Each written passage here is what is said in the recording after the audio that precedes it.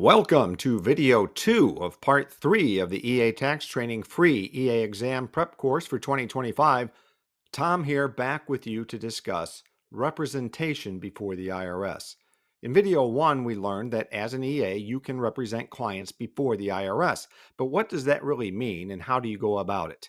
This video and the next will get into the nitty-gritty about representation. In this video, specifically what we will look at is the power of attorney. Then we'll talk about the preliminary work you need to do when you are representing a client before the IRS. Then we'll talk about the taxpayer's financial situation and how that affects your representation. Then we'll talk about legal authority and references. And finally, we'll talk about some related issues. Our free resources from irs.gov, the first two you are going to see in all the videos in part 3, that's Circular 230 and Publication 947. And for this video, also in bold, is Form 2848 and its instructions. So you will want to get that form. That is the power of attorney form, which we will be going over in detail in this video, but you'll want to have your own copy and also read through the instructions. Speaking of the power of attorney, let's start with that. A taxpayer can represent themselves before the IRS, or they may authorize an individual to represent them. And a power of attorney is a taxpayer's written authorization for an individual to receive the taxpayer's confidential tax information and to perform certain actions on their behalf. If the authorization is not limited, the representative can generally perform all acts the taxpayer could perform, except negotiating or endorsing a check. Remember, we never do that, or signing an income tax return, although there are some exceptions to that we will talk about. But essentially what happens is you fill out this power of attorney, this Form 2848, naming you as the representative, and you sign it, the taxpayer signs it, and you send it to the IRS. Once you do that, you can essentially act as the taxpayer for most purposes before the IRS. So instead of the taxpayer having to do everything, having to talk to the IRS, go to conferences with the IRS, they can still go if they want to, but if they want, you can just go instead, or you can be there with them. So think of it in a non-tax setting. If you were to hire an attorney, that attorney can speak and act on your behalf. So this is the same thing. It is a power of attorney. So you can act on the taxpayer's behalf, but you still cannot negotiate a check or redirect the money into your bank account. That is still not allowed. And you can't sign a tax return on their behalf in most instances. So with a power of attorney, attorneys, CPAs, and enrolled agents can do these things: represent the taxpayer before any office or employee of the IRS, sign an offer or a waiver of restriction on assessment or collection of a tax deficiency, or a waiver of notice of disallowance of claim for a credit or refund, sign a consent to extend the statutory time period for assessment or collection of tax. So we will be talking about the statute of limitations in this video. Sometimes when you are negotiating with the IRS, you might actually agree to extend the normal statute of limitations. So we'll talk about that. And then finally, you will be able to sign a closing agreement. So when there's an examination done, at the end, the revenue agent will write up a closing agreement with everything that has been decided and agreed between the IRS and the taxpayer. And then you, as the representative, can sign that closing agreement. As we said, even with a power of attorney, a practitioner cannot usually sign an income tax return unless you meet these two conditions. You have to meet both of them. First of all, the signature is permitted under the Internal Revenue Code. And secondly, the taxpayer specifically authorizes the practitioner to sign the return. So you have to have both of those things. So when does the Internal Revenue Code permit a representative to sign the return? Well, it's not very often, but here are the common examples. In the case of disease or injury, so sometimes the taxpayer is not mentally or physically able to sign the return. So if you have that power of attorney, you can sign the return for them. Next is continuous absence from the United States for at least 60 days prior to the required filing date. So if the taxpayer is out of the country for that entire time, and they have authorized you to sign the return, you can sign it. And it does not matter why they are out of the country for this purpose. And then the last one is kind of the catch-all. It's other good cause if specific permission is requested of and granted by the IRS. So if you've got some unusual circumstance that the taxpayer cannot sign for some reason, you can ask the IRS if it's okay. And then if you have been authorized and they say yes, then you can sign the return. So let's talk about the Form 2848 itself. It must be filled out correctly or it will be rejected by the IRS and the power of attorney will not be in effect. This is a big deal. If you were filling out a tax return like a 1040 and you just made a simple mistake, it's very likely that the IRS would either overlook it or maybe they would make a correction and they'd say, hey, you made a mistake. They'd send the taxpayer a letter saying, here's the adjustments that we made, and then there's nothing more for you to do.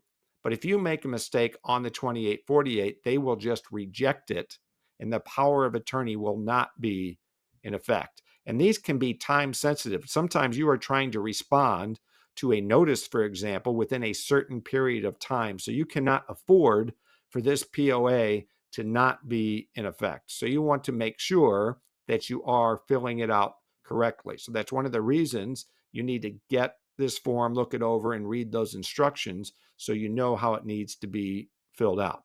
As we discussed in the first video, only individuals can be named as representatives, not firms. So if you're part of a tax firm, the client has to appoint specific individuals in that firm, not the firm itself. The individuals, the representatives' name, business address, PTIN, telephone number, fax number, and something called a CAF number, if applicable, must be provided on the form. We'll look at that. And the acts authorized must be specific. For example, it can't just say all returns for all years. It should be something like income tax for Form 1040 for the years 2022 and 2023. So again, we'll see what that looks like on the form here in a little bit. The 2848 must be signed by both the taxpayer and the representative, or the representatives if there is more than one. The signatures must be handwritten if this is being filed by mail or fax. It can only be an electronic signature if the 2848 is being filed electronically. So like DocuSign, these types of services, if you are filing the form electronically, then you can sign using DocuSign or one of those type of services. But if you are filing it through the mail, it has to be a handwritten signature. Now, it doesn't have to be an original signature. In other words, you can fill out the form for the client, send it to the client, they print it out, sign it, scan it, send it back to you, then you sign it and send it to the IRS, and that's fine as long as all the signatures were done by hand. Now, you might say, well, why even file it on paper by mail? Why not just always file it electronically? Well, sometimes you are responding to a written notice from the IRS. So the IRS sends the taxpayer a notice. The taxpayer calls you and says, hey, I got this letter from the IRS. I don't know what to do. And so you say, okay, I will respond to it. When you respond to it, it's going to say on the form how you do it. But what it's going to say is you need to respond by either mail or fax.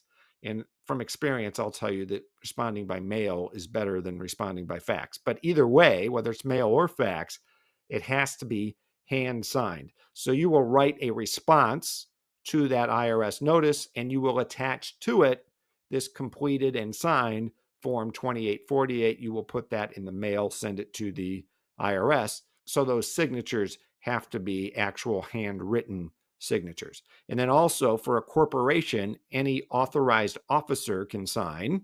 And for a partnership, any partner who's authorized can sign. So let's look at the 2848. So here at the top, you've got the taxpayer's name and address and identifying information. Then line 2 here is for the representatives. That's you. So you can see it's got a place for 4 of them. If you had more than 4, you could attach more copies of the 2848, but most of the time you don't need more than 4. So you could have just one person. It could just be you.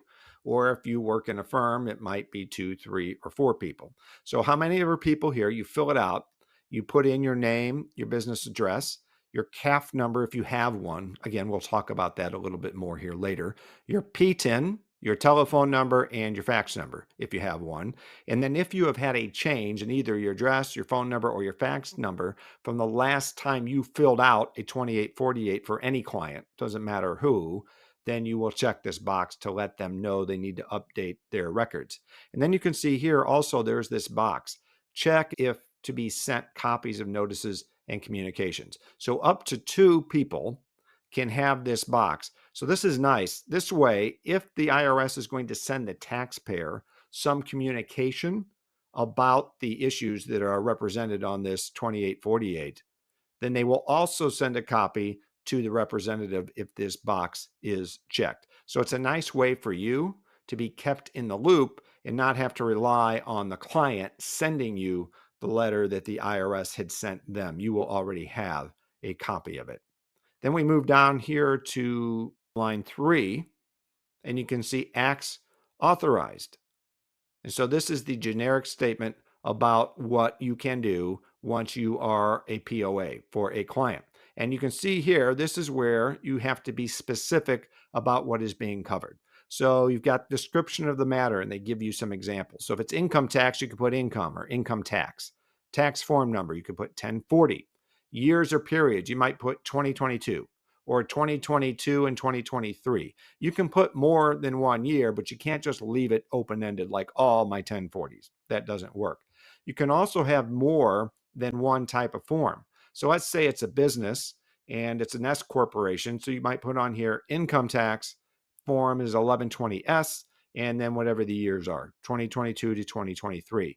But you might also be representing them, let's say, for payroll tax. So you could put payroll tax here, form 941, for example, and then 2022 and 2023. So as long as you are specific about what is being covered and what the years are, then you will have authorization for those issues.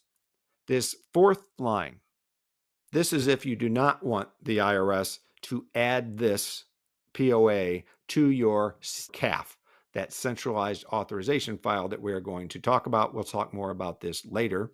Then you get down to line 5. This is additional acts authorized.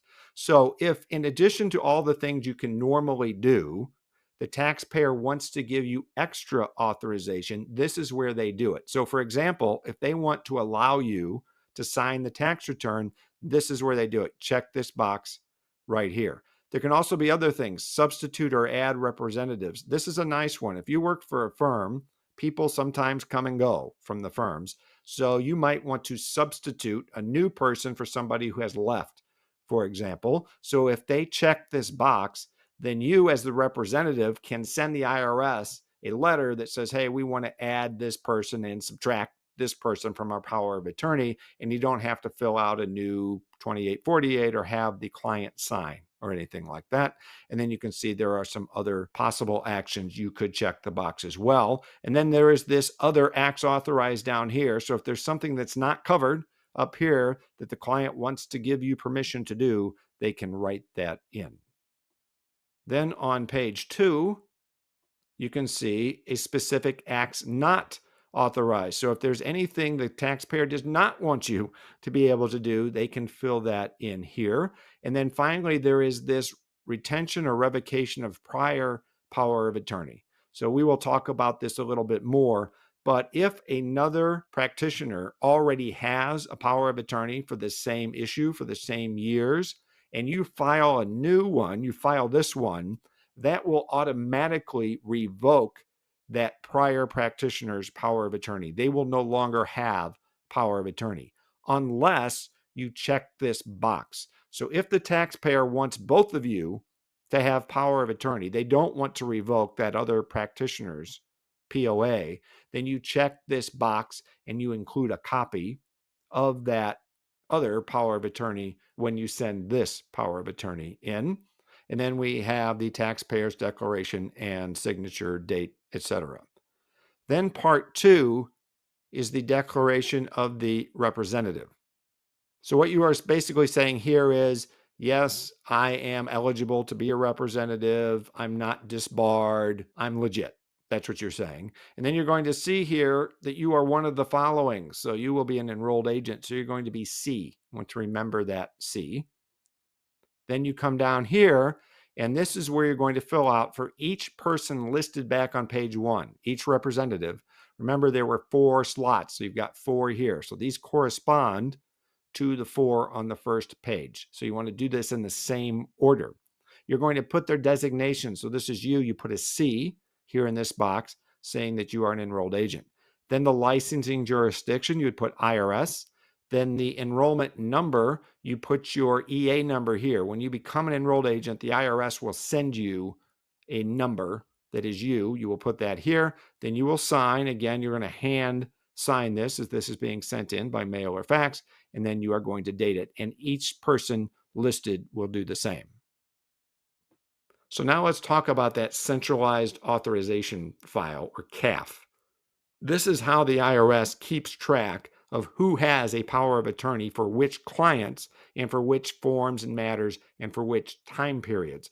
So that if you call in to the IRS to talk about this client, they need to know that you are authorized to talk to them.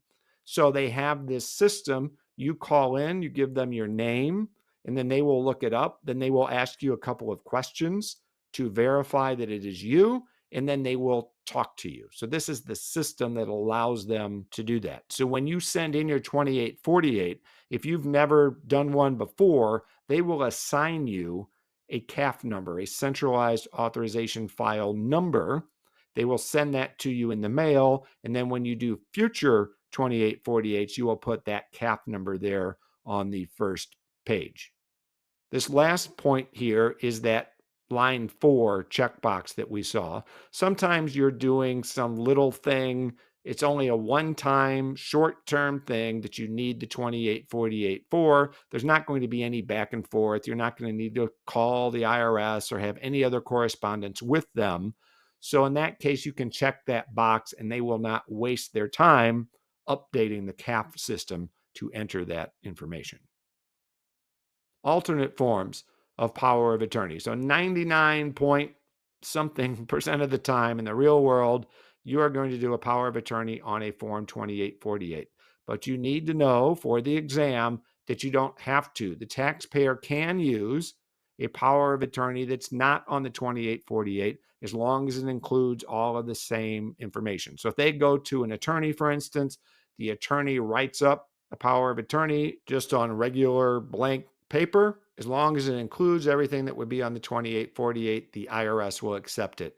If you want it to be entered into the CAF system, though, you still have to fill out a 2848, put all the same information on it, and you have to sign it. The taxpayer, though, does not have to sign it because they already signed the other POA from their attorney, but you do have to fill out the form anyway and sign it.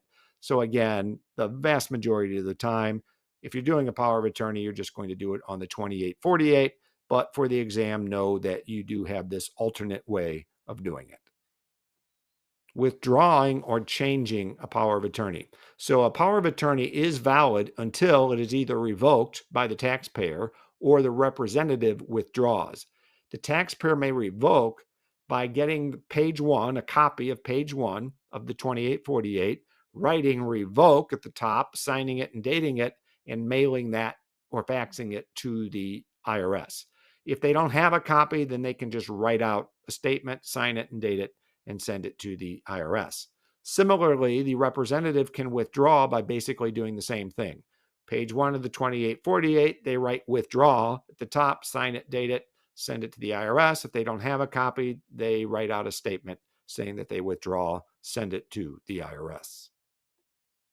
As we said, a newly filed power of attorney concerning the same matter will automatically revoke a previous power of attorney unless the taxpayer checks that box to say, no, don't do it. And if they do that, then they have to include a copy of the prior power of attorney with the current power of attorney. Any changes or updates to the power of attorney must be made in writing and must be signed. So, for example, if the taxpayer gave the representative the authority to add or substitute new representatives, then the representative, so you, could write to the IRS, but it has to be in writing and say, here, add this person and delete this other person. And since the taxpayer authorized that, taxpayer doesn't have to sign that request. Form 8821. This is a very limited authorization, so it does not require a power of attorney. So this form authorizes a third party, such as a bank, an employer, or a tax return preparer, to receive information from specific years and tax returns. It does not authorize representation. So, for example, taxpayer might be getting a mortgage and the bank wants to get some tax information directly from the IRS. You could fill out an 8821. Even you, as a tax preparer, if they don't want to give you full power of attorney, but they want you to be able to get copies of tax information, they can sign a Form 8821 and then you can get that information. Third-party designee. You'll remember on the 1040, there's that little box above the signature block that says, I authorize the third party to discuss the return. And you write in who that third party is. No power of attorney is required for that. However, it gives very limited authority. Basically, you can call and talk to the IRS about the tax return. So it is handy. It is nice to have. And usually we just go ahead and check that box so that we can do that if we need to, but it's not giving you full powers of representation. And it's more limited even than the 8821, because the 8821 can include multiple years in returns. This one is just whatever return is actually being checked and signed that it applies to. And of course, checking that box does not allow you to receive a tax refund check on behalf of the client. Client privacy.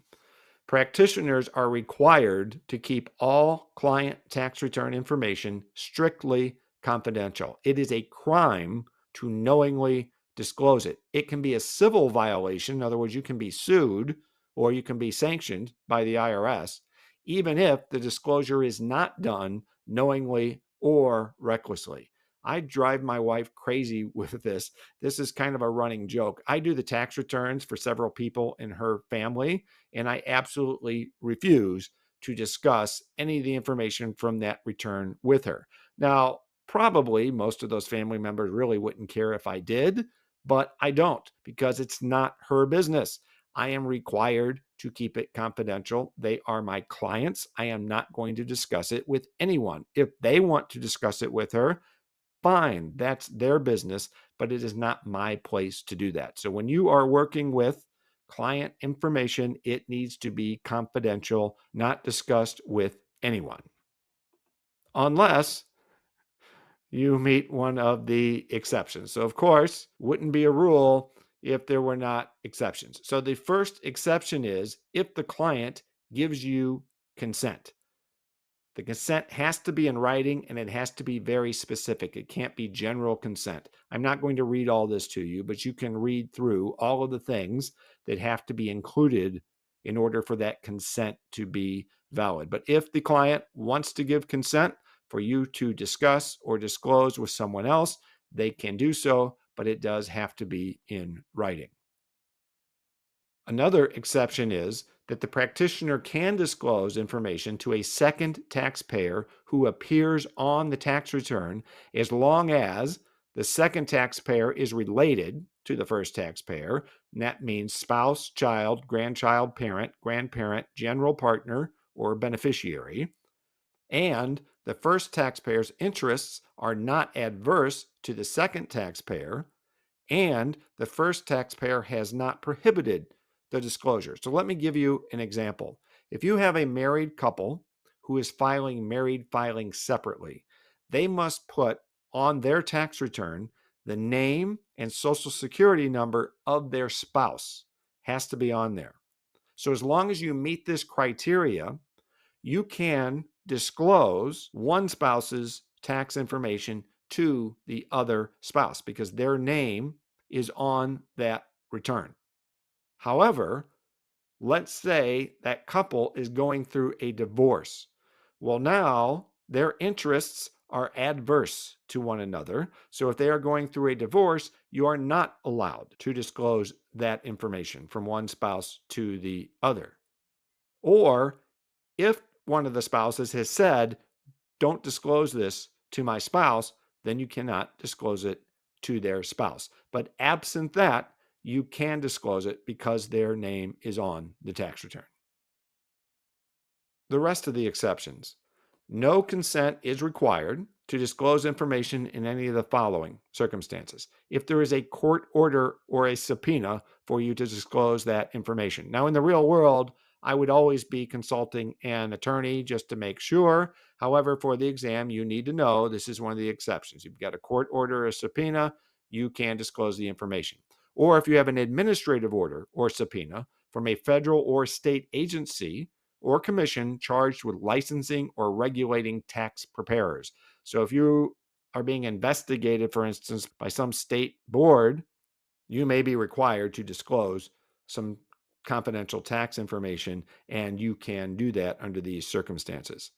Next, if you are reporting a crime to the authorities, again, I would be consulting an attorney, but you need to know for the exam, it's one of the exceptions. If you are reporting a crime to the authorities, you can disclose the information. Next is the peer review process. So, for example, larger CPA firms are required to undergo a regular peer review where another CPA firm comes in and reviews their processes and procedures to make sure that they are following all the industry best practices and following all the rules, et cetera, and so forth. So, as part of that review, of course, they are going to see confidential information from tax returns. They're also going to be looking at audits. They'll see confidential information from audits. They'll be looking at consulting engagements. So they'll be seeing confidential information from those. So that is allowed. You can disclose under those circumstances. And then finally, you can disclose to your attorney or to an employee of the IRS if it's in connection with an IRS investigation of you as the preparer. So this is if the IRS is doing one of those investigations from the OPR and they're looking at sanctions. Well, you can disclose relevant confidential tax information to your attorney or to an employee of the IRS in order to help defend yourself. Electronic data. This is becoming a bigger and bigger deal with the IRS. Practitioners should follow industry best practices to keep client data secure. Remember, you can be held liable if you disclose information, even if it's not intentional. In other words, somebody hacks into your system and steals the data, you can be held liable. You must have a written information security plan in place, and you must follow it. So you want to know for the exam that this is a requirement that you have this plan in place and that you follow it. The IRS will give you advice. You can go out there and find it. They will tell you the types of things that should be in the plan, but you do need to have a plan. And you should also be aware of phishing and other scams that are designed to steal information. Hardly a week goes by where I don't get some sort of scam, phishing email. Once you become an EA, you will have the opportunity to have your name to be in a database of IRS qualified tax preparers. Have your email address in there. So obviously that is public. So anyone can get it. So you will start getting emails. And if you work for yourself and you're just starting your practice, of course, you're going to be very excited for any potential business that you get. So you're going to get these emails and you might get excited, but I want to warn you about these. So what it will be is, hello, my name is such and such, and I would like you to prepare my tax returns for the last 2 years or whatever. And it might be multiple tax returns. It might be business tax return and individual tax return. And you're thinking, wow, this is great. I've got this client. And then what they will do is they will either attach some documents, like here's our W-2s, or they'll attach a link. Here's a link to our Dropbox with all of our tax information. Or it will have a phone number. It says, here, call us. And then you call them and they'll get you to try to click on something. So they are trying to get you to click on something or to do something that you should not do so that they can hack your system. So if you get one of these emails out of the blue, think about it. What would you do? If you were looking for someone to prepare your tax returns, would you pick a name out of a database and just send that person your W-2s and your personal tax information without even talking to them or interviewing them? Well, of course you wouldn't, and neither would they. So that's a big sign that it is a scam. Now, it's different if you get an email that says, "Hey, Tom, how are you? My friend Joe is your client, and I need somebody to do my taxes. Could you help me out? Give me a call." Well, that's different. Even then, I would be suspicious. But what I would do is I would call Joe and I would say, "Hey, Joe, I just got this email from this person. They said that you referred them." And Joe says, "Oh, yeah, I was talking to him. He's my cousin. I saw him at a family party and he was talking about his taxes. So I gave him your name." Great. Thank you so much for the referral. Just wanted to make sure that it was legit. And then you can have a little conversation with Joe. So that gives you a chance to thank Joe, to connect again with Joe. And now you know that it is a legitimate lead. And then you can call this person and maybe you really do have a new client. But if you're just getting one of these letters out of the blue, I don't even pay any attention to them. I see them now and I just delete and block so that they don't send me anything again. But it doesn't stop them. They keep coming and coming and coming from different email addresses. So be wary of anything out of the blue, whether it's an email, even a phone call. If you're getting a phone call and they're trying to get you to click on something or go to some website or whatever, you need to slow down, back off, and make sure you are dealing with something that is legitimate. Practitioner confidentiality privilege. We have referred to this a few times already, so here it is. With respect to tax advice, the same common law protections of confidentiality, which apply between a taxpayer and an attorney, also apply to a taxpayer and any federally authorized tax practitioner. That is in Code Section 7525. So you have with your clients a practitioner client privilege, which is why you need to keep their information confidential. Now, it applies only to non-criminal matters and proceedings. And that's true, by the way, even for attorneys. If the person goes to the attorney just to help with their tax return, and it turns out there's a crime being committed, even that attorney does not have an attorney client privilege. Now, obviously, if the person goes to them because of the crime, then they would have an attorney client privilege, and you would not have that if you are not an attorney. So it's only for non-criminal matters. But the fact of the matter is, in our day-to-day practices, we rarely are dealing with crimes. So our business that we do every day, we have to remember the client has this privilege. They can share things with us regarding their taxes, and it is confidential, and we do not share it with others. The other exception to this is if it has to do with a tax shelter. If it is a tax shelter matter, then there is no practitioner client confidentiality privilege. Now let's talk about preliminary work. So when you are first representing a client before the IRS, what are the steps that you want to take? Well, I'm glad you asked. Here are the steps you want to take. First, you want to gather and review all the facts and documents that are related to the case. And this is going to include a detailed interview with the client and any potential witnesses or experts.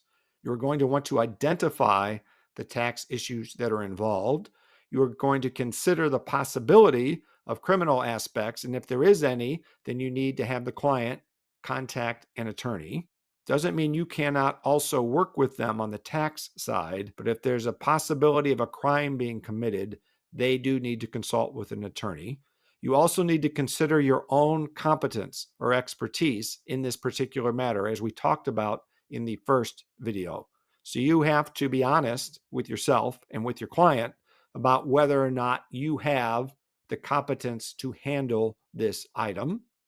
And then you need to verify that you do not have a conflict of interest and that any other members of your firm do not have a conflict of interest. So if you work just with yourself, then it's easy. You'll know whether or not you have a conflict of interest. If others work with you, then you need to have some process in place so that everybody can check to make sure that they do not have a conflict of interest. Financial documents. We talked about this back in part one. First video, when we talked about if you're working with a client, you're going to do their tax return, there's certain things that you need. So this is a similar concept. If you are now representing a client, there are certain things that you are going to need. So you're going to need financial documents and expense records. So it could be all the same things we talked about before: canceled checks and bank statements, accounting records if it's a business that's involved, credit card statements, etc., and so forth. You will also need some legal documents. You might need birth or death certificates, divorce decrees, lawsuit settlements, etc. If you've got a business entity involved, it'd probably be good to get their organizing documents, the partnership agreement, corporate bylaws, operating agreement, etc. Then you also want copies of any tax returns, certainly for the year or the years that are in question. But it's also good to have the tax returns for a year or two before and a year or two after, just because of those things that can carry over between years. And you might need both corporate and partnership returns as well as individual 1040s. So maybe they're looking at the individual's 1040, but the individual is a shareholder in an S Corp, and they're getting a K1 from the S Corp, and that's going to be relevant to the matter at hand. You need to get copies of the S Corp returns as well. And then you may also want to get tax transcripts instead of or in addition to tax return copies. So tax transcripts give you a line-by-line breakdown of what is on the tax return. So let's talk some more about those transcripts, especially if you did not prepare the tax returns. So maybe you got copies of the tax returns, but you didn't prepare them yourself.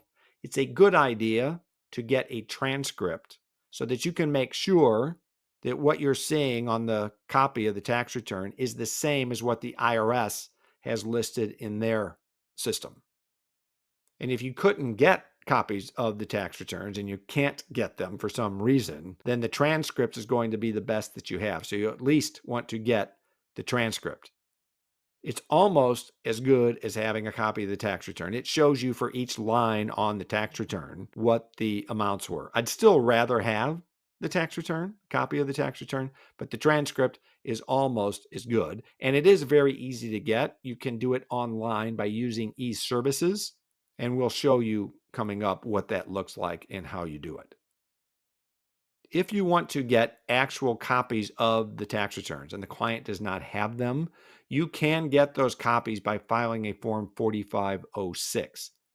You can request returns for up to 6 years. So if it was more than 6 years ago, you're not going to be able to do it. But if it's been within the last 6 years, then you can, and there is a $30 fee per return. You can also request a transcript by mail instead of going online and getting it by filling out a Form 4506T.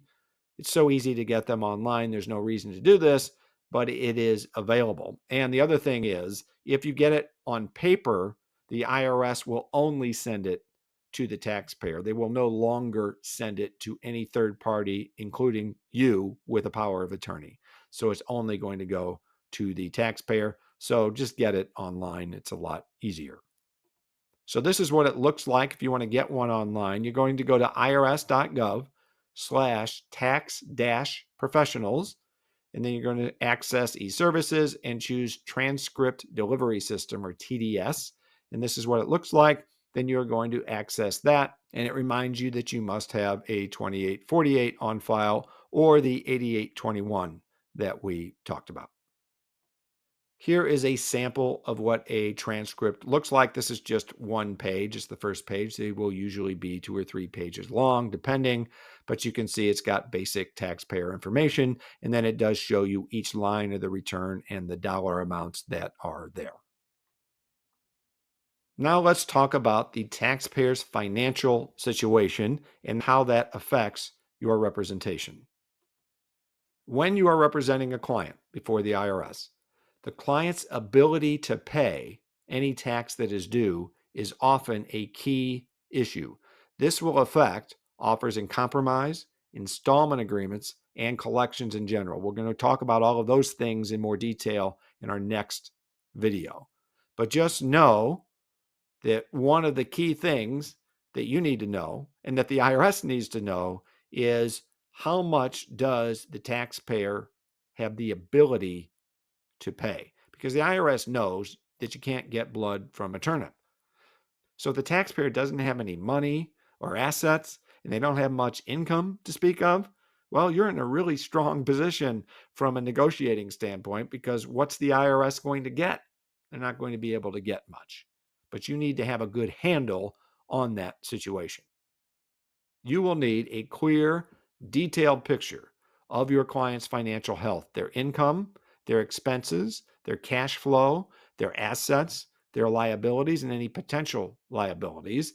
You also need to know if there's bankruptcy involved or if the client is insolvent, meaning they're not legally in bankruptcy, but their liabilities are larger than their assets. If there are any garnishments that are coming out of their paycheck, for example, if there's any lawsuits that they are involved in. You need to know this, and the IRS is going to ask for all of this information. So think about when we talked about financial statements for businesses. We may be dealing with a business here, or you might be dealing with an individual, but it's the same information that we saw in the financial statements: your income and expenses on the income statement, your assets and liabilities on a balance sheet, cash flow, which would be on a cash flow statement. So it's all of those same kinds of things. Now you can see down here, it also says you may need third-party information such as asset appraisals, property tax assessments, state and local tax information. So asset appraisals, let's talk about that in particular. Let's say it's a business that you are representing here. So they will probably have a balance sheet. And so you will look at that balance sheet and you might think, well, that tells me their assets and liabilities, so that's all I need. But that is really not the case. Why?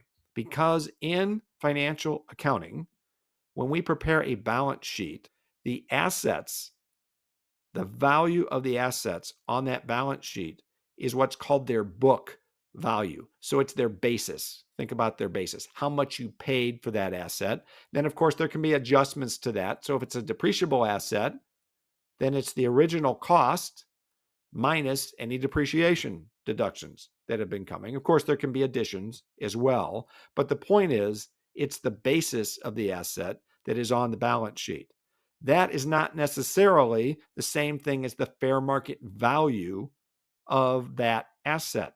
And what we are trying to determine here is the taxpayer's ability to pay any tax debt that might be owed. So what we need to know is, what are those assets actually worth?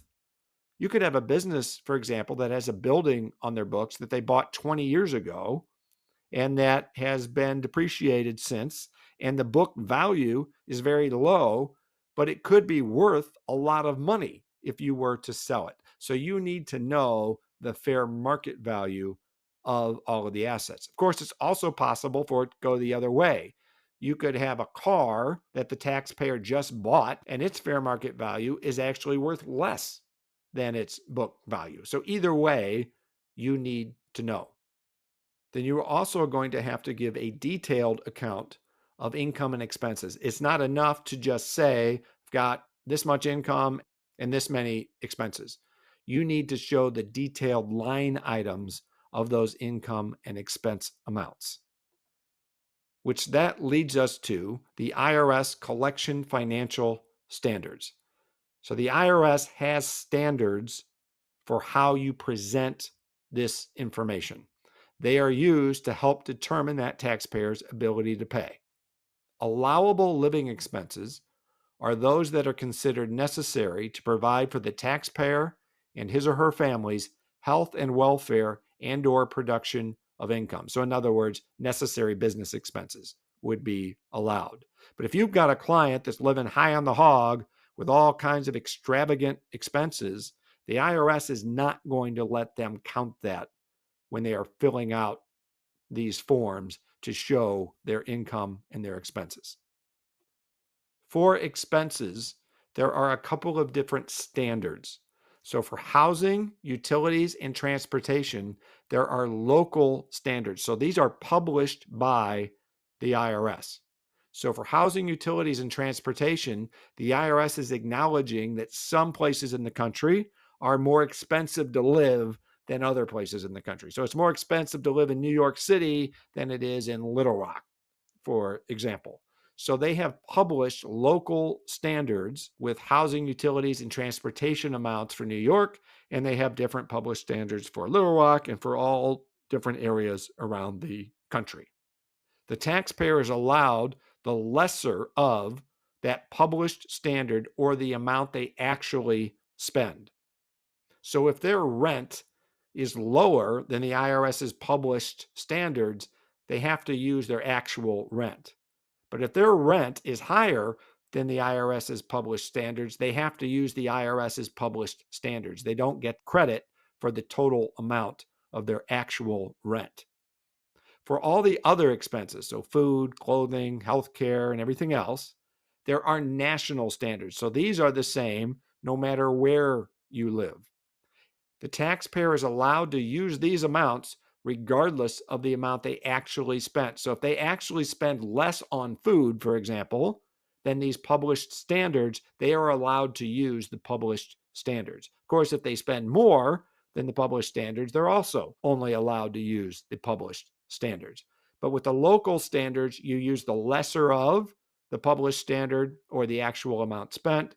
For the national standards, you just use the national standard even if you spend more or less.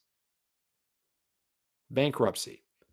If your client is in bankruptcy, that changes things. Bankruptcy stops all tax assessment and collection efforts. So the IRS might be sending all kinds of notices and warnings and saying they're going to levy bank accounts, et cetera, and so forth. Once the taxpayer files bankruptcy, all of that stops. Some tax debts can be discharged in bankruptcy, but not all tax debts. In order for a tax debt to be dischargeable in bankruptcy, it has to meet all of the following criteria. First of all, the taxes must relate to a tax return that was due at least 3 years before the bankruptcy filing. So let's say you have a taxpayer who files for bankruptcy in March of 2024. So let's think about what tax returns and the tax liability might we be able to have discharged. Well, if you think about a 2020 tax return, that was due in April of 2021. Actually, I think it was due in May of 2021 due to the COVID pandemic. But let's just say April 2021. It doesn't make a difference in this example. Well, the taxpayer's filing bankruptcy in March of 2024, that's less than 3 years from April of 2021. Therefore, a 2020 tax debt would not be dischargeable in bankruptcy. So that means we're looking at 2019 or earlier, but they still have to meet the rest of the criteria. So the second criteria is that the tax return must have been filed at least 2 years before the bankruptcy filing. So let's say that 2019 tax return, they didn't get around to filing it until 2023. Well, that's less than 2 years. So even though it's a 2019 tax liability, not dischargeable in bankruptcy. Third requirement is that the tax assessment must be at least 240 days old. So what's that? It's about 8 months. You'd have to count the actual days, but it's around 8 months. So let's say you've got a 2019 tax return. It was filed on time, but then in 2023, the IRS audited that tax return and they found some problems. And so in December of 2023, they assessed additional tax for that 2019 tax return. Well, December of 2023 is less than 240 days from March of 2024, so that debt would not be dischargeable in bankruptcy. Now, if there was part of the debt from 2019 that was assessed more than 3 years ago, that part would be dischargeable. But the amount of the assessment from the audit would not be dischargeable. And then the next two requirements are that the tax return cannot be fraudulent or frivolous, and that the taxpayer cannot be guilty of tax evasion. So you will want to know these for the exam, especially the 3 years, the 2 years, and the 240 days when it comes to a taxpayer who is in bankruptcy. Let's turn our attention now to legal authority and references. When you are negotiating with the IRS, you will likely need to do some research. We talked about this a little bit in the first video because there's been some dispute over some issue. And when you're dealing with the IRS, you have to be able to prove your position. You can't just say, this is what I think. They don't care what you think or what I think.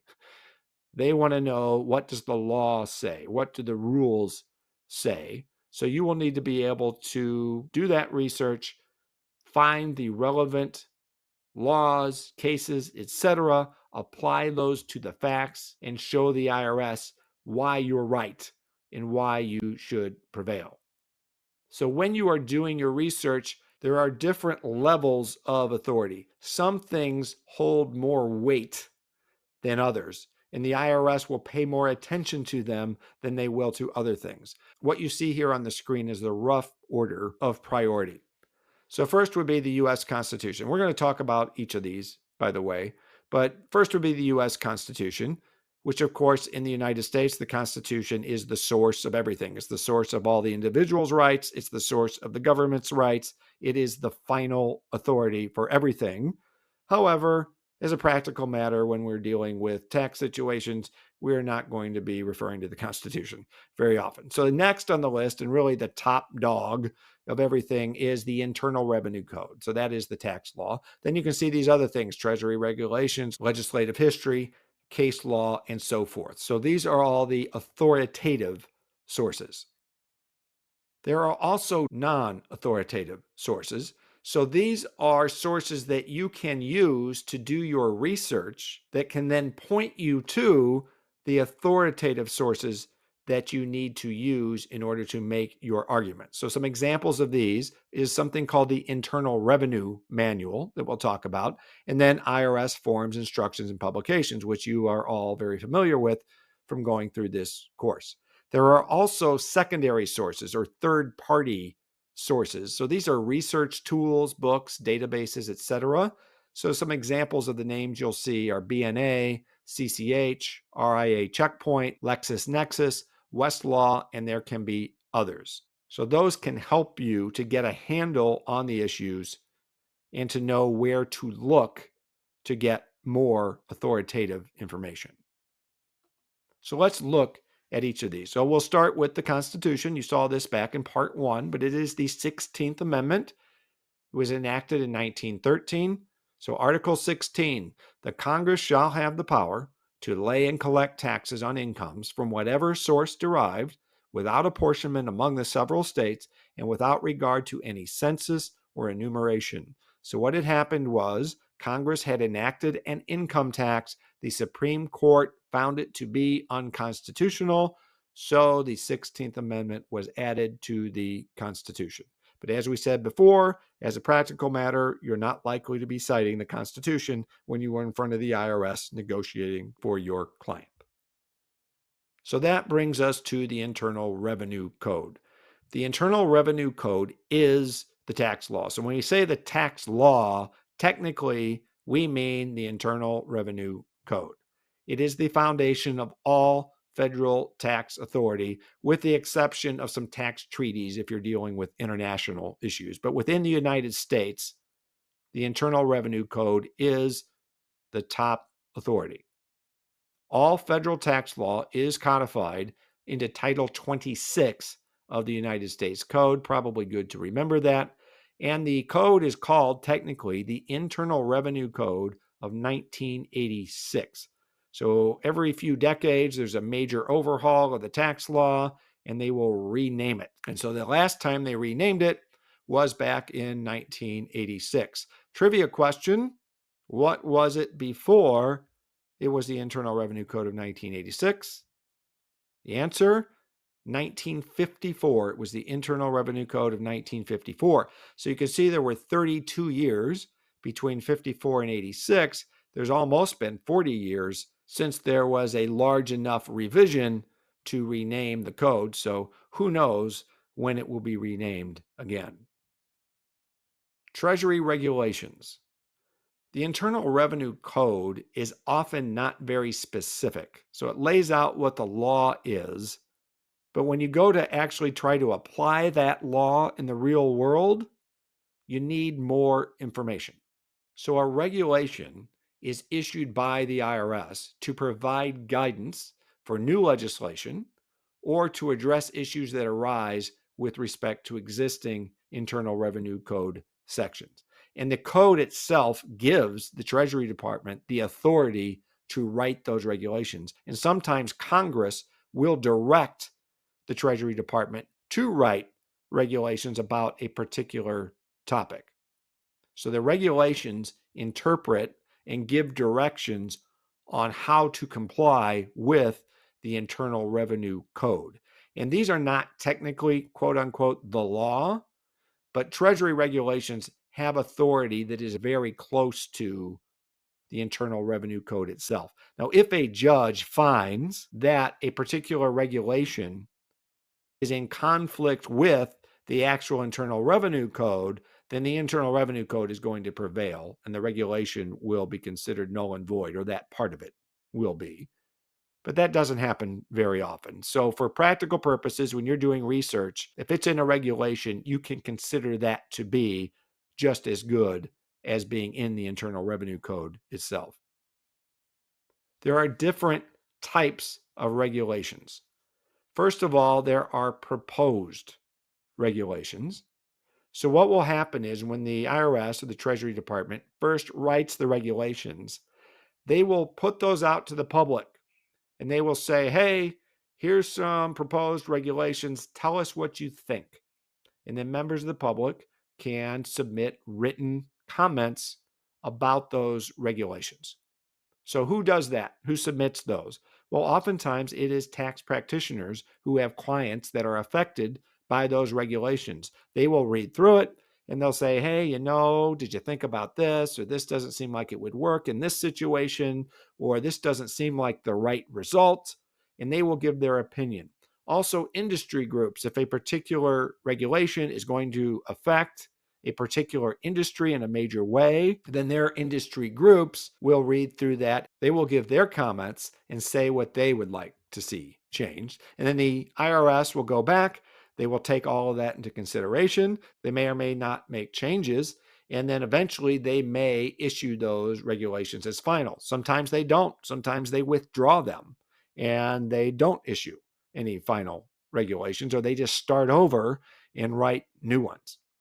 Next on the list are temporary regulations. So they may remain in effect for up to 3 years. So they are able to provide immediate guidance for taxpayers and IRS employees. So a new law comes out, some guidance is needed.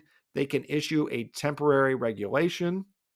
They might change them later or add to them later, but it is something at least that taxpayers and IRS employees can rely on, and they remain in effect for up to 3 years. 3 years is what you will want to remember for the exam. In the real world, there are temporary regulations that are decades old that we are still relying on. Technically, they cannot be quote unquote relied on. However, if that's all we've got, then that's all we've got. And so if you have a temporary regulation, even if it's old, if it applies to your case with your taxpayer, you definitely want to bring it up with the IRS. And then there are final regulations. So this is when they've gone through that public comment process and then the IRS issues final regulations. This is what we really want. These are the ones that are definitive and we can treat just as if they were the law. Legislative history. Before bills become laws, there is debate and discussion in Congress about the need for the legislation and the reasons for enacting it. Much of that discussion is codified in the congressional record, which is a public document, and in other places. So this history can give insight into the minds of the people who wrote and enacted the legislation and what their intentions were. And the courts will often use this legislative history when interpreting the law. So, what actually ends up in the Internal Revenue Code is going to be a relatively few number of words. They try to make it as concise as they can. Now, sometimes you wouldn't believe that reading some of these code sections and how wordy they can be, but they really do try to get them down to be as economical as possible with the words. So questions can come up later.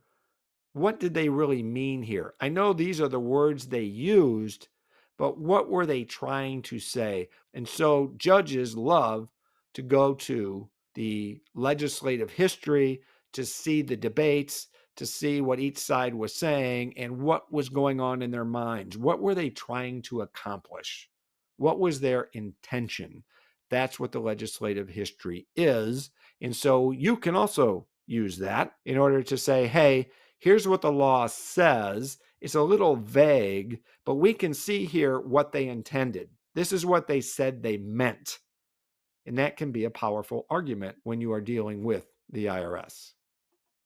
Next up is case law. So this is when those judges hear cases, they interpret the law, and when they finish, they write their decision. And these decisions are all published, and you can read them. These decisions hold considerable weight with the IRS, especially the higher court decisions, but really all of them do.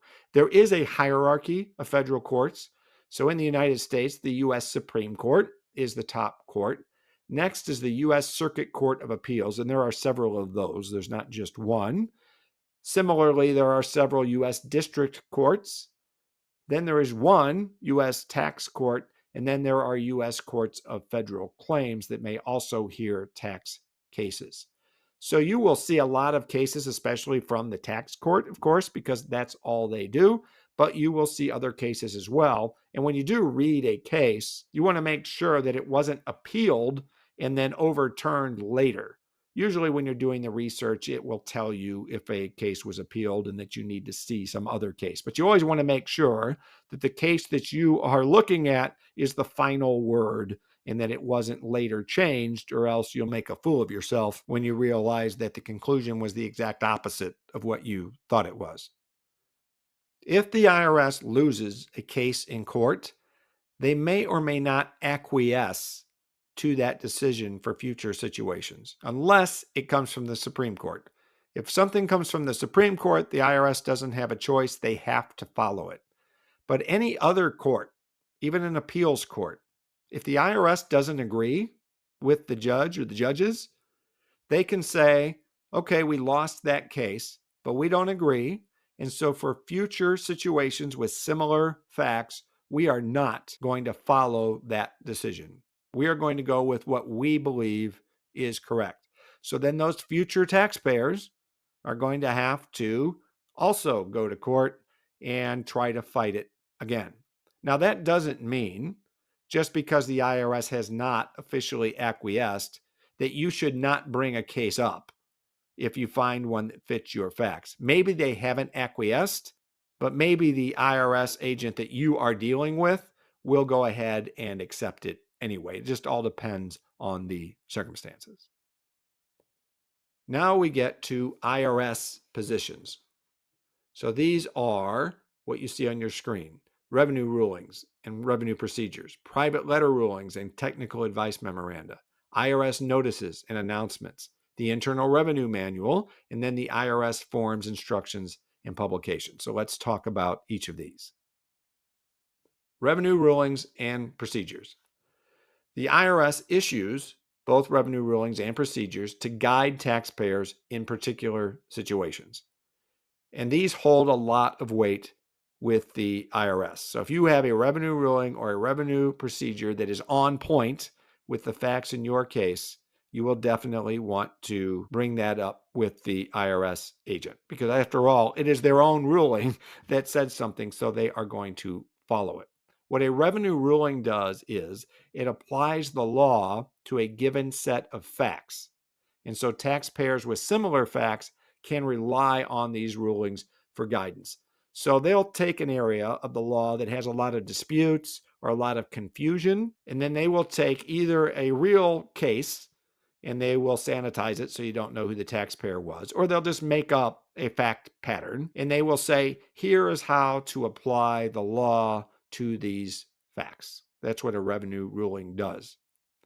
What a revenue procedure does is it announces administrative practices and procedures for complying with the law, but it also may be relied on just like a revenue ruling can. So a revenue procedure is more the nuts and bolts of administering the tax law. So for example, throughout this course, I've mentioned that there are certain dollar amounts that go up each year with inflation, and I have shown you the 2024 numbers. But the 2023 numbers were different, and the 2025 numbers will be different. So how do those inflation adjustments get out there? They get out there through a revenue procedure. In the fall of each year, the IRS will issue a series of revenue procedures that announce all of the inflation adjustments for the following year. So that's one example of what revenue procedures are used for. They're also used to guide taxpayers in how to apply for certain credits or how to properly show an amount on a form in order to administer some part of the tax law. So again, it's the nuts and bolts. But either way, whether it's a ruling or a procedure, these are very valuable and the IRS will rely on them and you can rely on them. Rulings and procedures are numbered, by the way, by the year issued, followed by the sequence. So the first revenue ruling of 2025 is Revenue Ruling 2025-1. And the first revenue procedure is Revenue Procedure or RevProc 2025-1, and then -2, -3, and so on and so forth. Private letter rulings and technical advice memoranda. These are very similar to each other.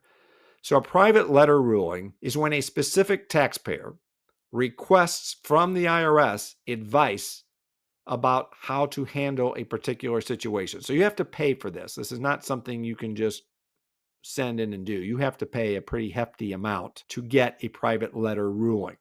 But you can say to the IRS, hey, we've got this situation. We're not sure how to handle it.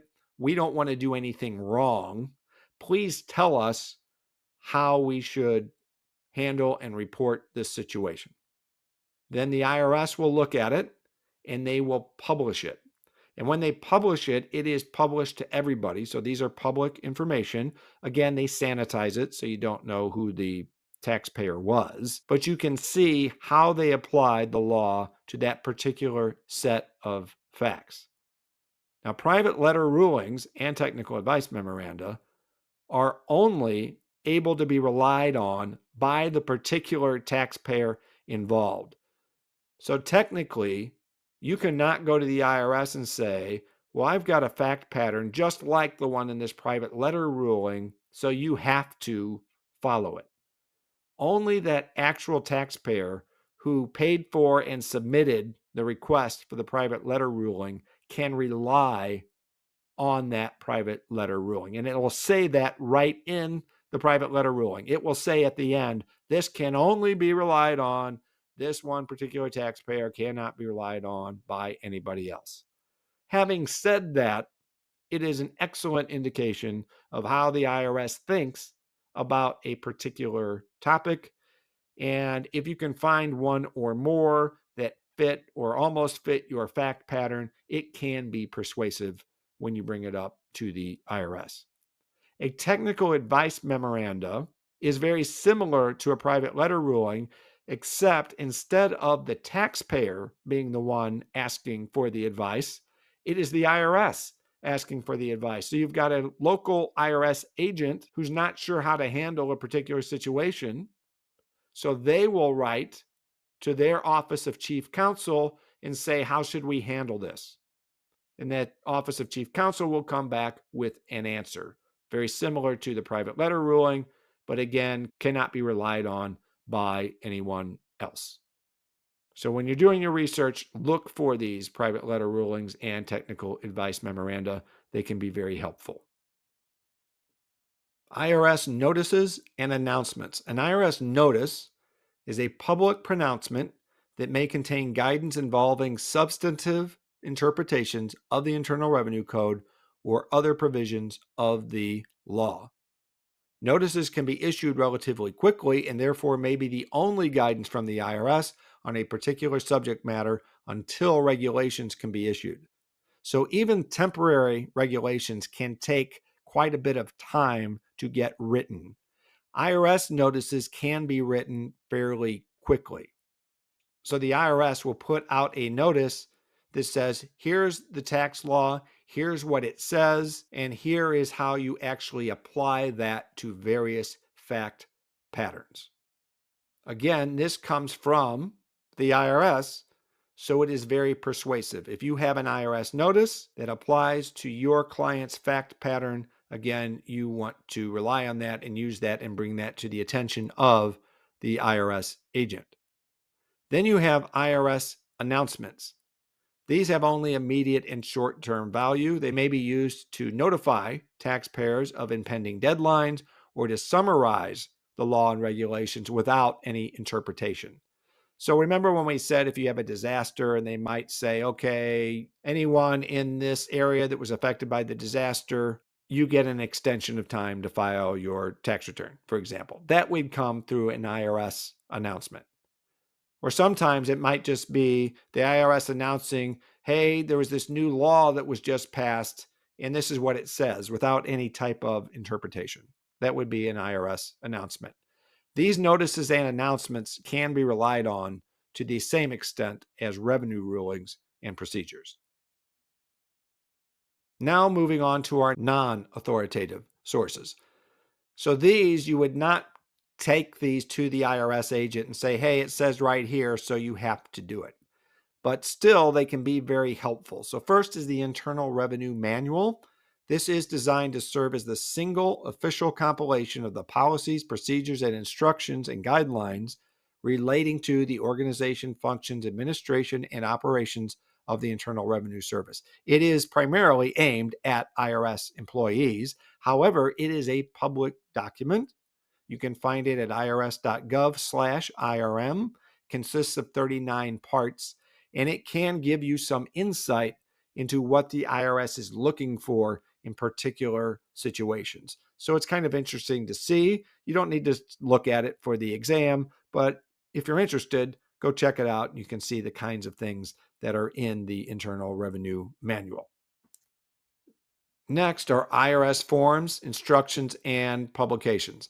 So these are based on the Internal Revenue Code and the regulations, etc., but they are not authoritative in themselves. So they can't be relied on or cited as support for a position. So you wouldn't go to the agent and say, well, it says in the instructions this. That is not authoritative. With these publications, these forms and instructions, the IRS is trying to simplify things. So it's not necessarily going to have every nuance. So that's why you cannot rely on it. That doesn't mean, though, that it's not valuable because it can help you to understand the issue and it can point you to the authoritative sources that you would then want to investigate, and then you can cite those.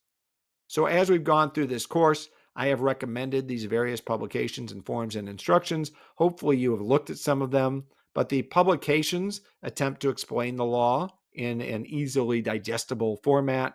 The forms, of course, are how you actually file the returns in various elections, etc.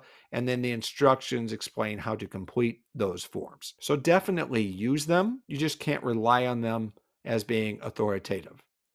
Ironically, even though they're not authoritative, the EA exam is based primarily on IRS publications and form instructions. That's why I direct you to them, because when they are developing questions for the exam, the material is going to be pulled primarily from those sources, because when they are testing you, they are not generally testing every little nuance that didn't make it into the publication.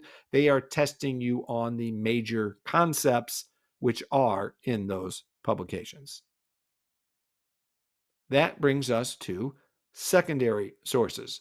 So, secondary sources or third party sources are not authoritative, but they can help guide you to the authoritative sources. And they can also explain a topic and make it easier to understand. So, they have people at these companies who read the law and the regulations, and then they summarize it and try to explain it in a more understandable fashion. So, it can help you to get a handle on what's going on, to understand the issues, and show you where you might want to look to get an authoritative source. So, examples of these, as we said before, BNA, CCH, etc. There's also something called the tax book. This is aimed at practitioners who handle smaller clients like small businesses and individuals, but it is a good source for some quick information and easily understandable information about some of these issues. The Internal Revenue Bulletin, we mentioned this back in the first video. So the Internal Revenue Bulletin, or IRB, is the authoritative instrument for announcing official rulings and procedures of the IRS. It's also used for publishing Treasury decisions, executive orders, tax conventions, etc., and so forth related to the IRS. It is published every week, and this is also where the practitioner's censures, suspensions, and disbarments are published that we talked about in the last video. You can find a copy at irs.gov/IRB. So if you want to see who has been suspended or disbarred lately, you can go to that link and you can look that up. Also, anytime the IRS issues a new revenue ruling or a new revenue procedure, they will announce it in the IRB. Or if there's a major court decision that affects tax law, it will be announced in the IRB. So it is a good way to keep up and keep track of what is going on. Tax treaties. The U.S. does have income tax treaties with a number of foreign countries. Under these treaties, residents of those countries and citizens of those countries may be taxed at reduced rates or be exempt from U.S. tax on certain types of income. But very importantly, the treaties do not reduce the U.S. taxes of U.S. citizens who happen to reside in that foreign country. However, treaty provisions are generally reciprocal, so that U.S. citizen that lives in that other country may get a break on the amount of taxes they have to pay to that country. But the tax treaties, as far as U.S. income taxes are concerned, the tax treaties affect the citizens of the other countries, not U.S. citizens. So that's the important thing to remember. So now let's talk about a few other issues that are related to representing taxpayers before the IRS. First of all, the statute of limitations. So a statute of limitations is the time period established by law during when the IRS can review, analyze, and resolve your tax-related issues. When the statutory period expires, the IRS can no longer assess or collect additional tax or allow the taxpayer to claim a refund. So it works both ways. There's a certain amount of time the IRS has to come after you and audit you and assess tax, but there's also a certain amount of time that you have to amend your return and ask for a refund. So there are three categories that we need to look at: the time that the IRS has to assess tax, the time the IRS has to actually collect that tax after they assess it, and the time that the taxpayer has to claim a refund. So let's start with the time the IRS can assess tax. The IRS can usually assess tax within the later of 3 years after the return was due, including extensions, or 3 years after the return is actually filed. So example 1, Aaron files his 2024 Form 1040 on March 31st, 2025. The statute to assess tax is April 15th, 2028. So he filed it early, but it's the later of when he filed it or when it was due. So it was due April 15th. So it's 3 years from April 15th that the IRS has to assess tax. Example 2, Byron files his 2024 Form 1040 late on November 30th of 2025. The statute to assess tax is November 30th of 2028. Byron may have gotten an extension to October 15th, but he didn't meet it.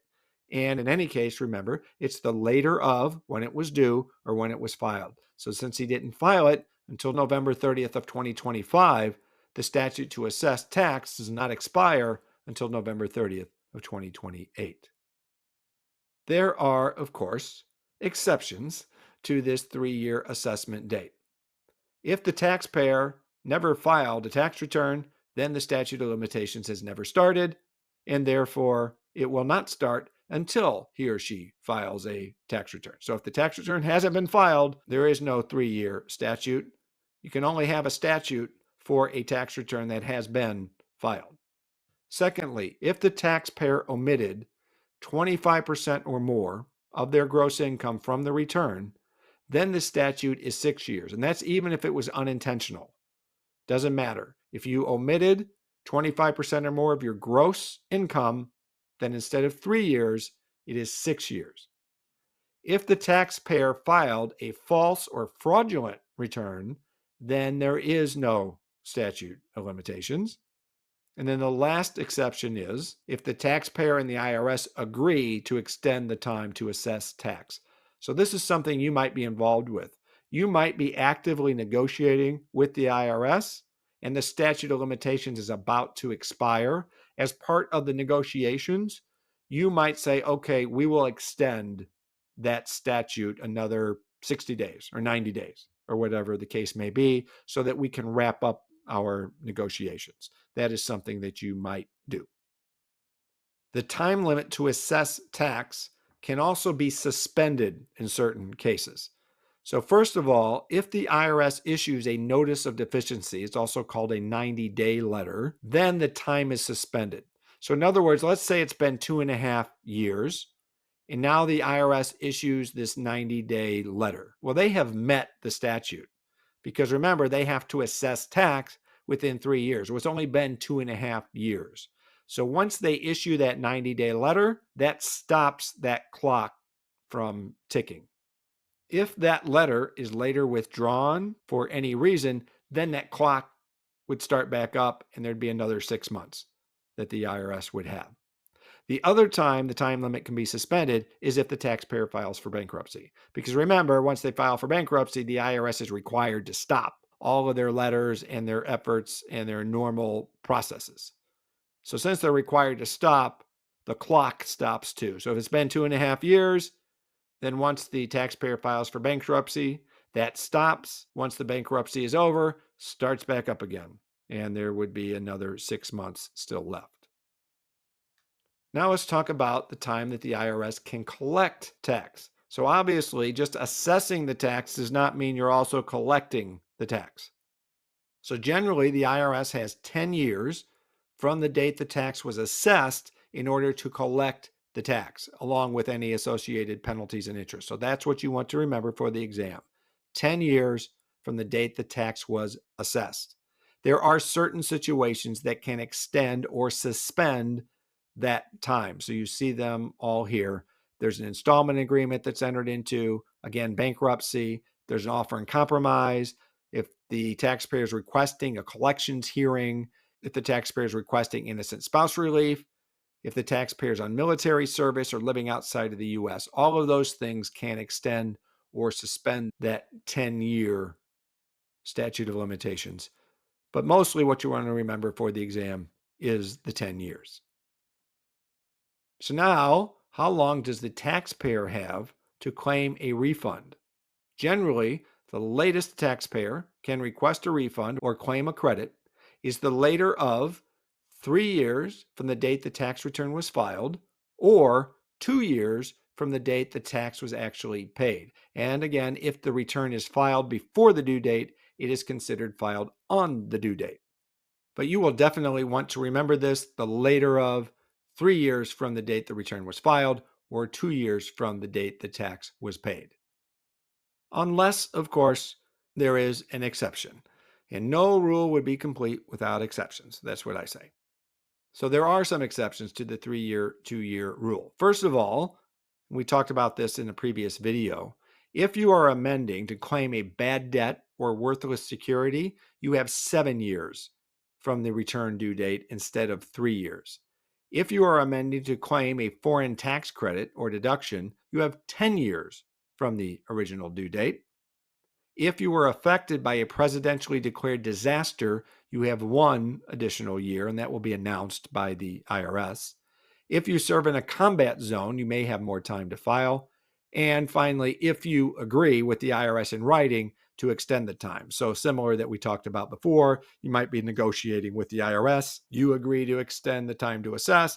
They agree to extend the time that you can claim a refund, and everybody is happy. Amending tax returns.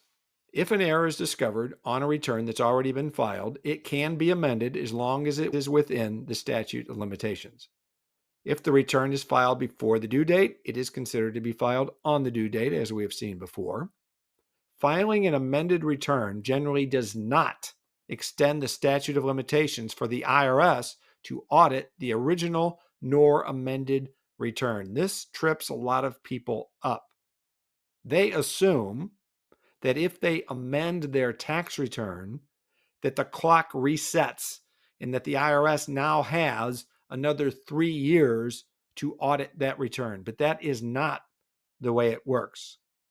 Let's say you are amending your 2021 tax return and that it was filed on the due date, which was April 18th of 2022. And now it is January of 2025. So you are within the 3 years, you can amend. That does not change the IRS's 3-year statute of limitations to assess tax. They still have to assess tax by April 18th of 2025, even though you have just filed a brand new amended tax return in January of 2025. There is this one exception. If you file the amended return less than 60 days from the normal statute date, then the IRS has 60 days from the date you filed that amended return. But still, let's say you filed the return on April 1st of 2025. The IRS only has 60 days to around end of May or maybe June 1st of 2025 in order to assess tax. So you just filed this tax return. It is new information to the IRS, and they only have 60 days to review it and assess any tax. If you owe tax, so you amend your return, made a mistake, you say, oops, and you owe tax, the IRS assessment statute of limitation still applies. So if it's been more than 3 years, again, let's say it is your 2021 return filed April 18th of 2022, and you realize in May of 2025 that you made a mistake and you file an amended return and you send in a check because you owe money, the IRS is going to give you that money back.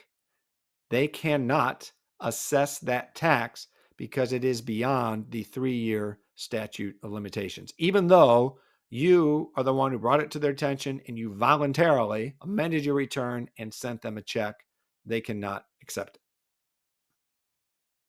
Post-filing correspondence. So in other words, you've already filed a tax return and now you're getting some kind of letter or notice from the IRS. There are some common reasons why that might happen. So you can see them here on your screen. You may have a balance due. You may have a larger or smaller refund than you thought. They may just have a question about your return. They may need to confirm your identity. They might just need some additional information. They may have changed the return. They found a simple math error and they just say, hey, we changed your return. You don't need to do anything else, but here are the new numbers. Or they might be notifying you of some delay in processing the return. There can be other reasons as well that you will get these letters. So sometimes you will hear from your clients because they get a letter from the IRS and they're panicking and they don't know what to do. And so they will send a copy to you.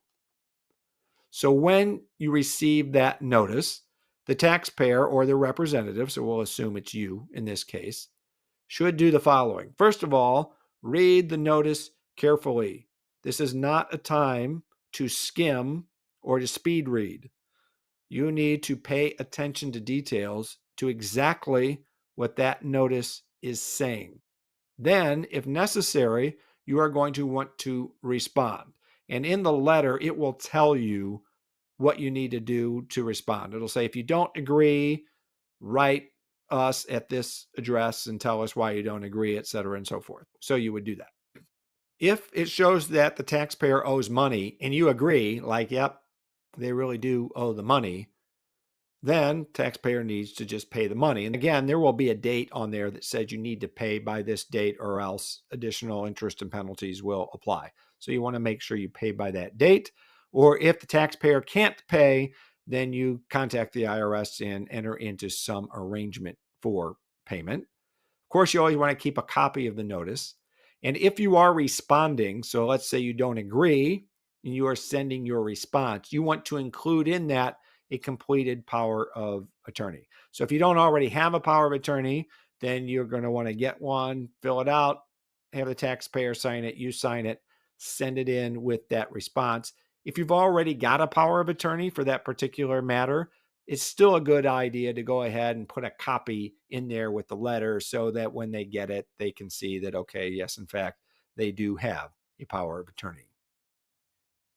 As you have seen throughout this course, the IRS has deadlines for just about everything. For filing returns, for responding to notices, for filing for refunds, amending a return, etc., and so forth. These deadlines should be absolutely adhered to. If not, you risk interest, penalties, or even non-acceptance of your filing. So the IRS may delay things and it can be frustrating, but you do not want to be the one delaying things, because if you are delaying things on your side, you are opening yourself up to all of these potential problems. There can be exceptions to some of these deadlines, but those are usually going to be published in advance, such as after a natural disaster, where they say, okay, the people in this affected area have additional time to file or additional time to amend their return, et cetera, and so forth. And while some provisions of the law do give the IRS flexibility to grant extensions or to excuse tardiness, most of the time they do not. Most of the time, the IRS is just following the law. And the law says you've got, for example, 30 days to do something, then you've got 30 days to do it. So you need to take care of it. FOIA requests. This is not something you're likely to actually deal with in the real world, but there might be a question on the exam, so you need to know what it is. This is the Freedom of Information Act, and it gives any person the right to access federal agency records. However, you cannot get private taxpayer information nor anything that is sensitive or that involves an ongoing criminal investigation. So you can't just say, hey, I want to see the tax return of this famous person or whatever. They're not going to share that with you. And many records have already been made public and are part of online databases that are maintained by the IRS, so you don't need a FOIA request.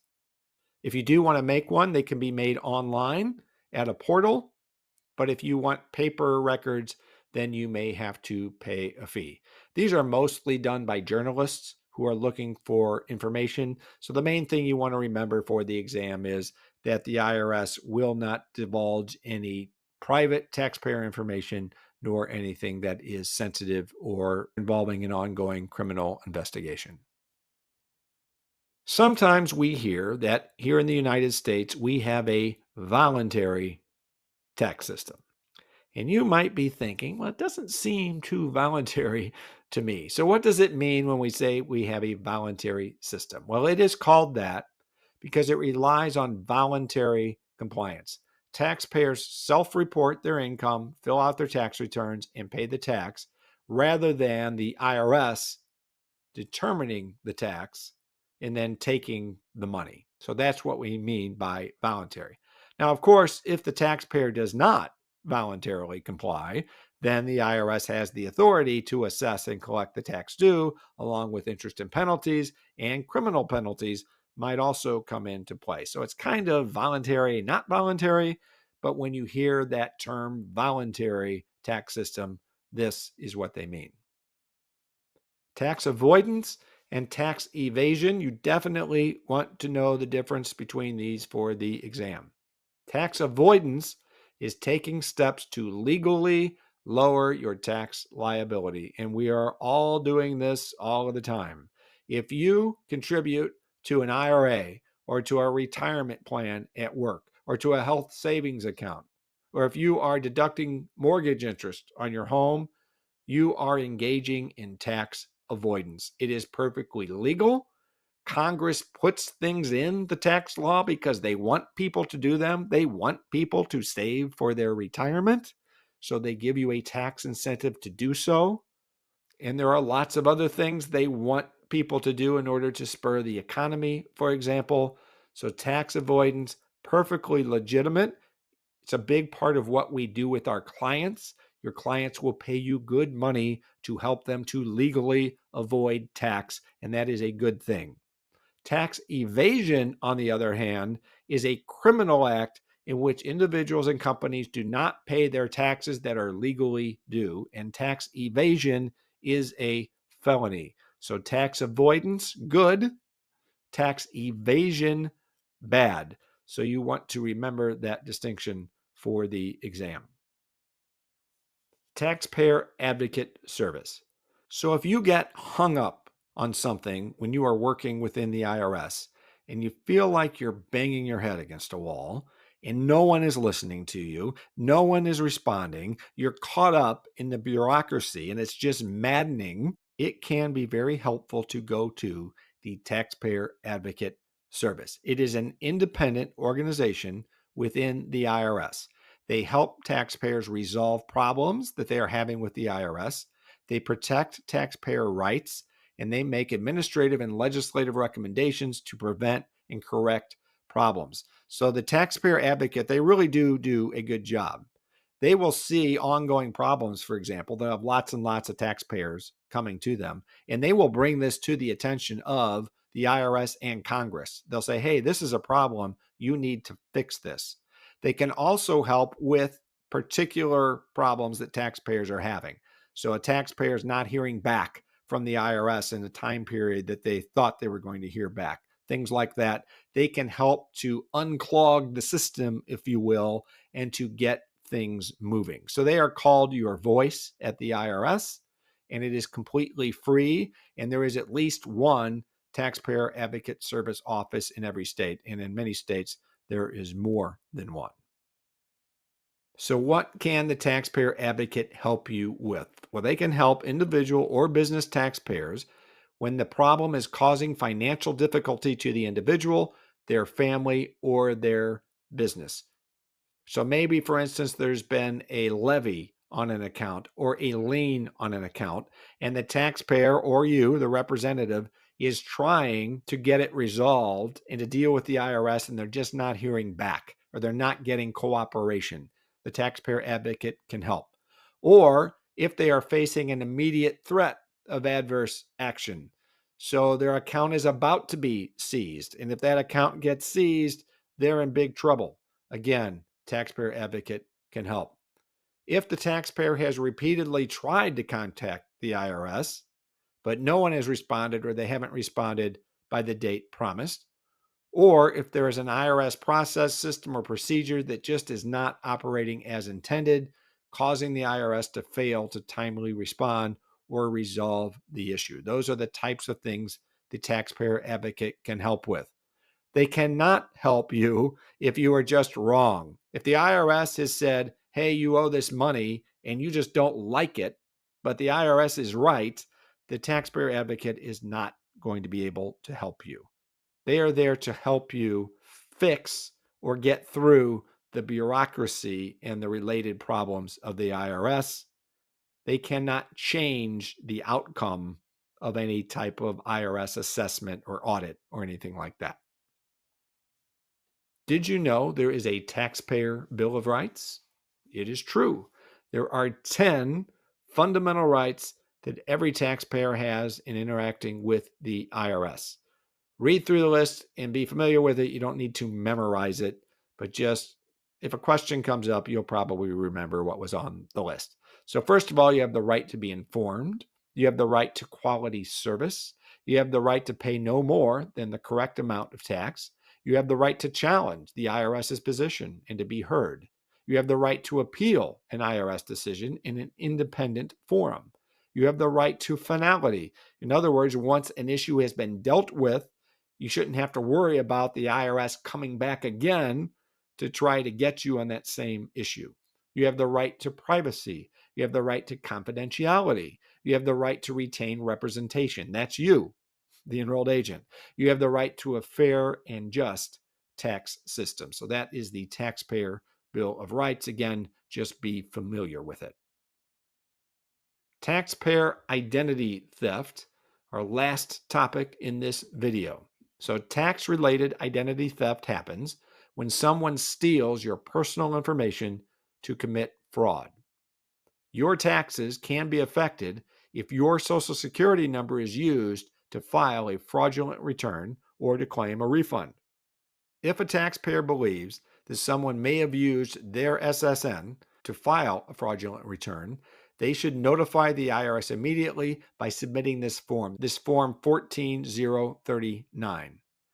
If their e-file is rejected because their Social Security number has already been used, then they should file a paper tax return and attach a Form 14039 to it.